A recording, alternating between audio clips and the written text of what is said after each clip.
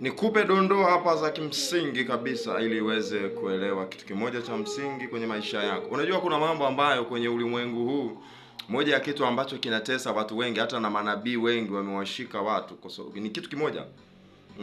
Ni maumivu au uchungu wa moyo. Sasa kuna mambo mengi yanaweza yakakufikisha hapo, lakini nataka nizungumze na vijana hapa. Moja ya jambo la msingi kabisa ambalo linaweza likakufikisha kwenye uchungu wa moyo ambao unaweza ukasababishwa na kitu kinachoitwa, ambacho ni kichwa cha somo langu, sababu za msingi zinaweza kufanya ukasalitiwa au ukaumizwa. Unazijua hizo? Sababu ya kwanza nikupa na kuacha hapa. Leo sisomagi maandiko, leo napiga kavukavu.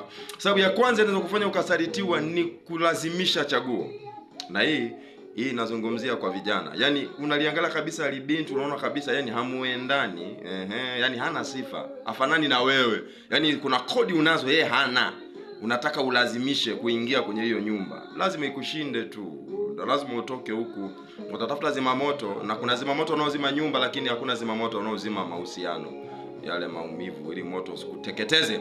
Sababu ya msingi ya pili kabisa, baada ya kuacha hii ya kulazimisha chaguo, yaani kuna watu wanaingia kwenye mahusiano kwa kuhurumia. Unamhurumia kwa sababu huyu ni yatima, sio nini. Wewe utakufa vibaya wewe. Sababu ya pili ni kukosa passport na visa kwenye mahusiano. Hivi unaelewa? Passport ni utambulisho wa kule unakotoka. Yaani kama wewe ni Mtanzania, ukifika pale boda, tunaona passport. Visa ni utambulisho kule unakoenda. Sasa kuna mahusiano mengine, yaani ukiangalia visa yake kabisa unaona kabisa huku stoboi. Mtu yumo tu, umeng'ang'ana, umekaza, unasema ngoja nimvumilie, labda. Ngoja nikwambie, kuna mambo ambayo ukiyaona ni dalili za hatari. Kama hivyo ukiona kwa mjamzito unajua kabisa kwa dalili hizi naomba tukimbia haraka hospitali, maana utajifungulia njiani. Sasa hizo zinaweza zipo kwenye mahusiano. Mtu anaziona anaendelea kukaza fuvu. Sikia nikwambie, utakuja kuumia. Nazungumza na wale wanaotafuta wake na waume. Sizungumzi kwenye yale mahusiano ya kihuni yale. Sizungumzi hayo.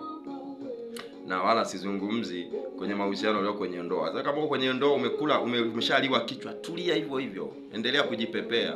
Alafu tutafika tu.